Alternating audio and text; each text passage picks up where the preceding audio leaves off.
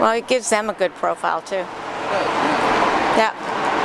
Because Diane's so neat about all the stuff that she does. Yeah. She's another one that's super supportive. Right. Yeah. Yeah, there's some great people in the industry. I love it. Yeah, absolutely. Ready? Yep, sure. Hi, my name is Hans-Peter Meyer, and today I'm talking to Lesley Stav here at Royston, in front of the Royston Roasting Coffee Shop, which is just up the road from your place, right? Yes. How long have you been in Royston? Since the fall of 2006.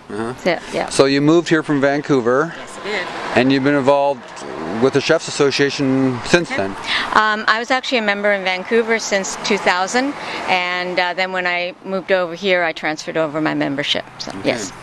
So we're talking to Lesley because as the president of the North Vancouver Island Chefs Association, she is intimately involved in the Flavour Gourmet Picnic. So why would the Chefs Association get involved with the college on this? It was a perfect opportunity. It was a marriage between us who could bring the producers, farmers, chefs to the table, and they could take care of all the marketing end of things, the sponsorship, selling the tickets, basically all the infrastructure that goes into making an event. Mm-hmm. Now, you guys had tried doing this on your own before, or you'd wanted something like this to happen? Like, why? What was happening here? There have been several meetings over the years. People had brought it up for many years. I would say really ever since the Feast of Fields thing was going on the island, because they looked at it and went, that is a great idea. We have so many things in the Comox Valley. Why aren't we doing that? But the piece that was missing always was someone to actually organize it, somebody to step up to the plate and say, we can invest this kind of time and energy into making this happen. And North Island College Foundation figured out a way to do that. The great thing about having the college on board was that then it opened the door to being able to utilize the students. They were actually required to be at the event, which sometimes students need a little extra help to, decide to attend something like that because it's pretty scary.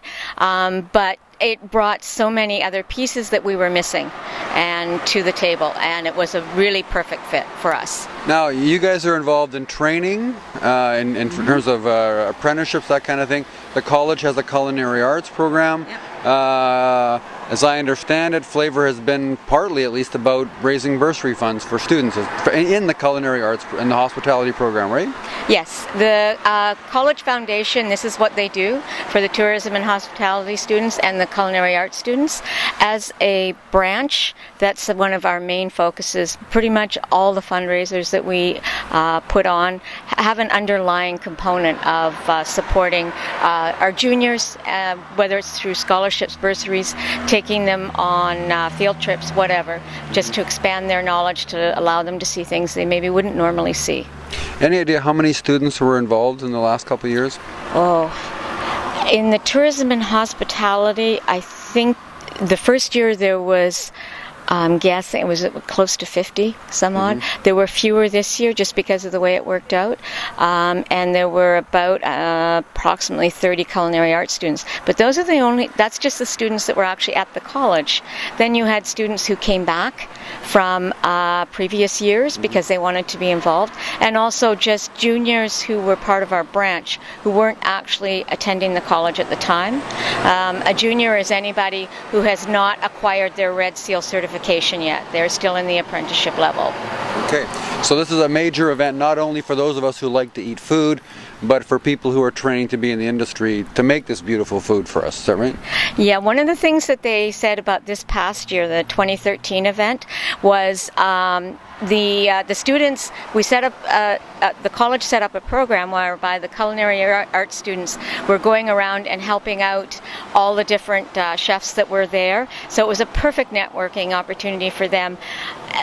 For most of them, they would be afraid to actually approach someone like that just in their restaurant.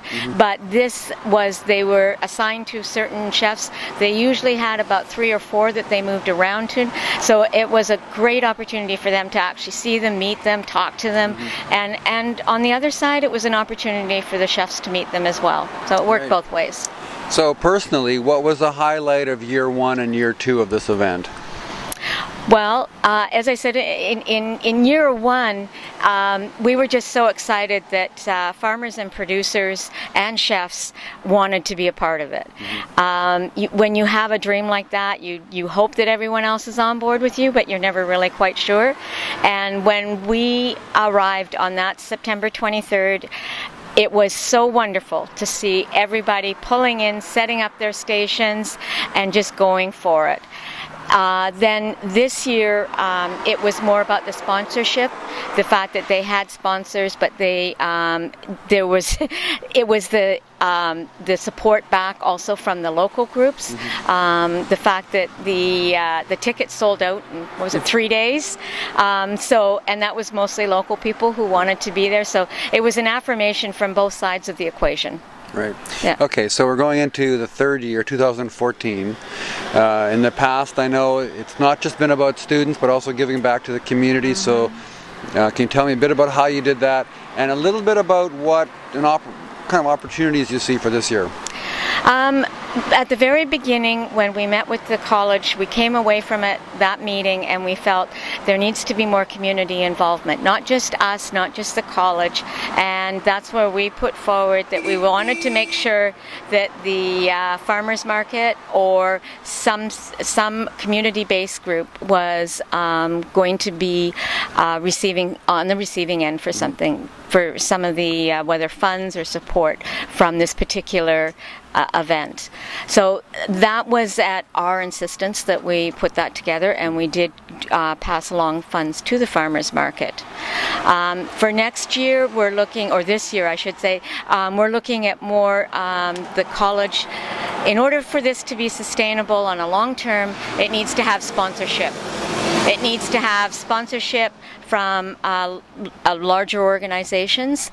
So this is a perfect opportunity for people to come out and have their all their promotional stuff covered and seen across the whole valley, I guess we have to say, yeah. And beyond. I mean, like Lesley said, last 2013 sold out in 3.5 days.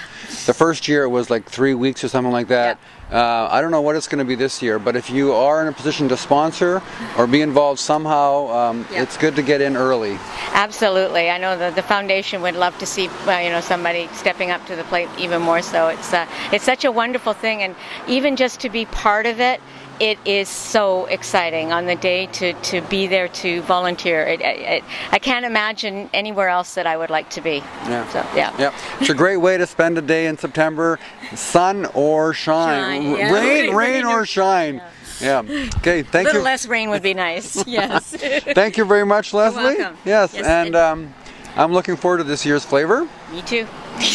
And I hope you get this before tickets go on sale, because they do sell out really fast. So hope we see you at Flavour.